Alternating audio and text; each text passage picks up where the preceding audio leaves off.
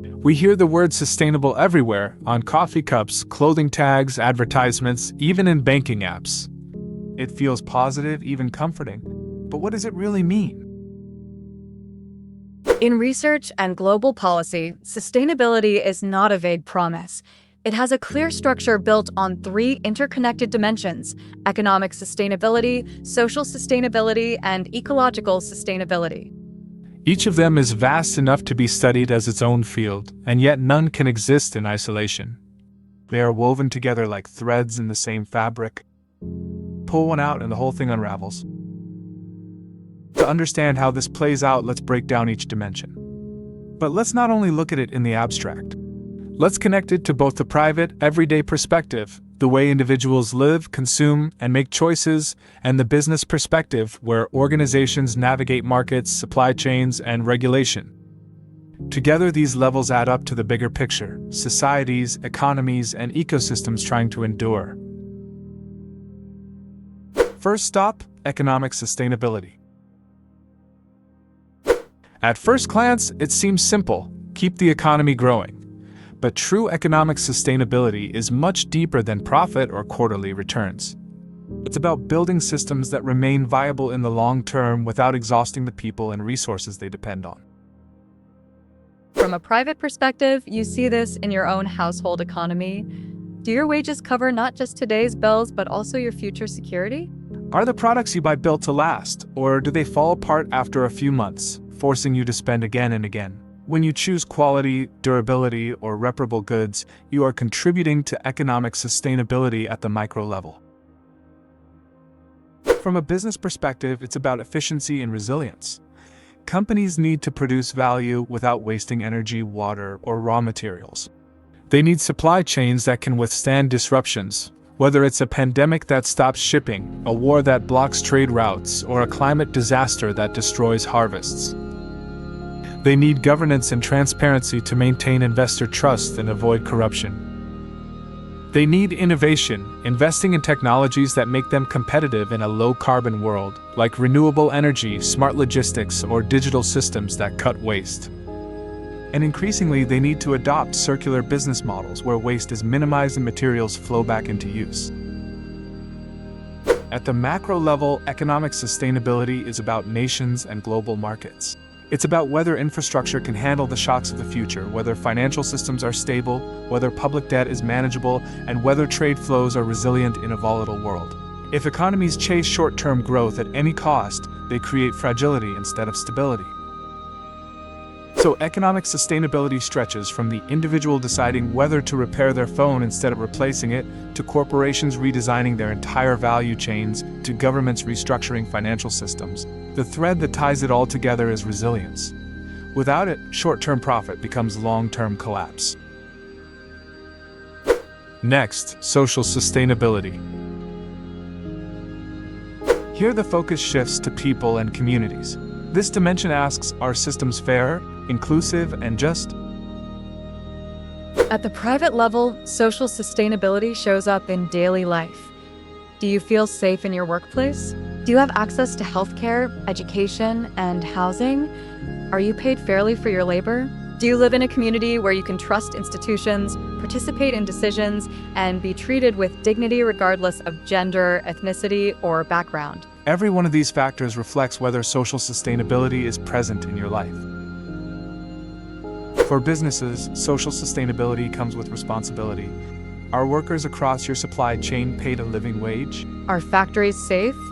Do you allow freedom of association? Do you ensure diversity and inclusion in hiring and leadership?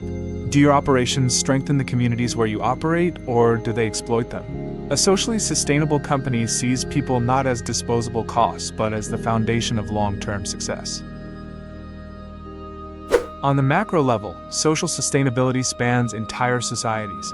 It's about equity, inclusion, and social mobility. It's about migration, demographic shifts, urbanization, and access to basic services.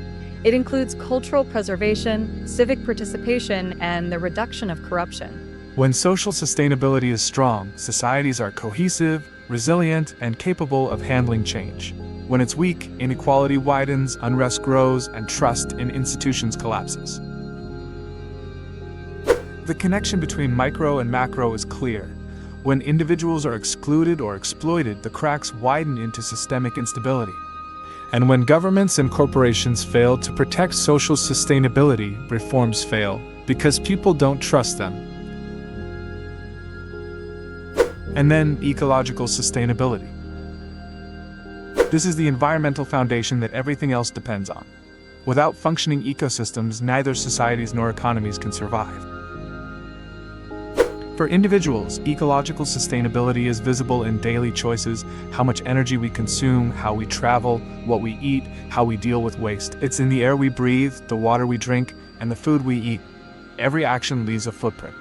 Driving a car, washing clothes, throwing away packaging, each micro-action adds up into the global picture. For businesses, ecological sustainability is the arena where the biggest transitions are underway. It's about cutting greenhouse gas emissions and adapting to climate change. It's about protecting biodiversity, forests, oceans, soils, and fresh water. It's about rethinking agriculture, energy, transport, and production systems. Companies face rising risks if they don't adapt: stranded assets in fossil fuels, disrupted supply chains from climate disasters, and reputational damage when consumers demand greener products. At the macro scale, ecological sustainability defines the planetary boundaries humanity must respect. Climate change, biodiversity loss, nitrogen and phosphorus cycles, freshwater scarcity, land use change, chemical pollution, all of these are interconnected.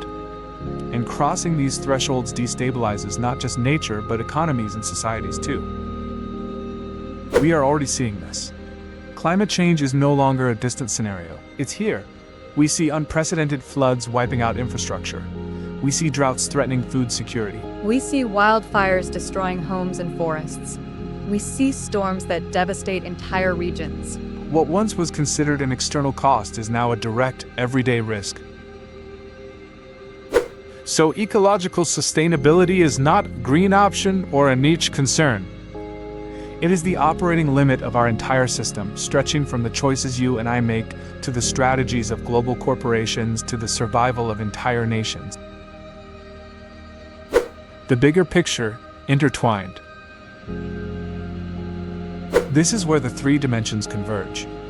Economic, social, and ecological sustainability are not separate.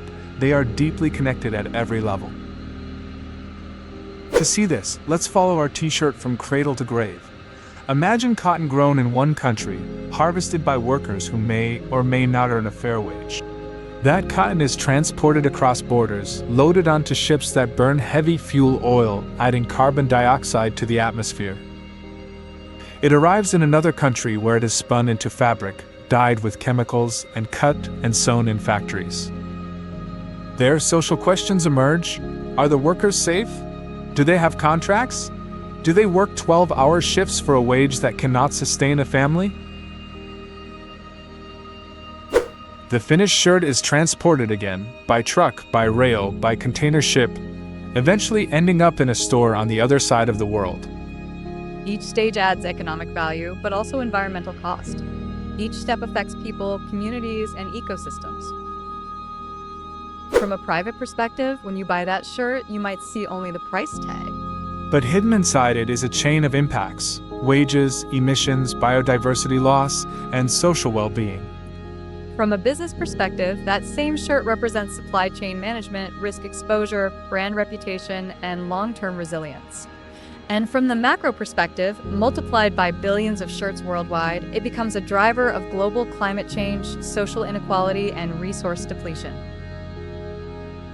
And the journey doesn't end with purchase. When you wear the shirt, washing releases microfibers into rivers and oceans. When it wears out, it may be reused, recycled, incinerated, or dumped in landfill. Each outcome has economic, social, and ecological consequences: energy use, waste management, community health, emissions, and resource recovery. This is why sustainability is so complex. Every single step of the journey, extraction, transport, production, usage, and disposal, sits at the intersection of economic, social, and ecological sustainability. And this is also why the shift from linear systems, take, make, Dispose to circular ones is so challenging. It requires redesigning entire industries, rewriting policies, restructuring trade, and even changing consumer habits. Progress is happening, but much remains undone. So next time you hear the word sustainable, ask yourself, does it really hold across all three dimensions, economic, social, and ecological? If even one is missing, it is incomplete. What we've covered today was just the surface. In future episodes, we'll go deeper. Biodiversity and planetary boundaries, human rights in global supply chains, the practical challenges of building a circular economy, climate resilience, governance, and much more. Sustainability is not just a word, it is the operating system for our shared future. Follow and subscribe to Sustainera to explore how all of this is measured, debated, and transformed in practice. And share your thoughts on which sustainability topics you'd like us to uncover next.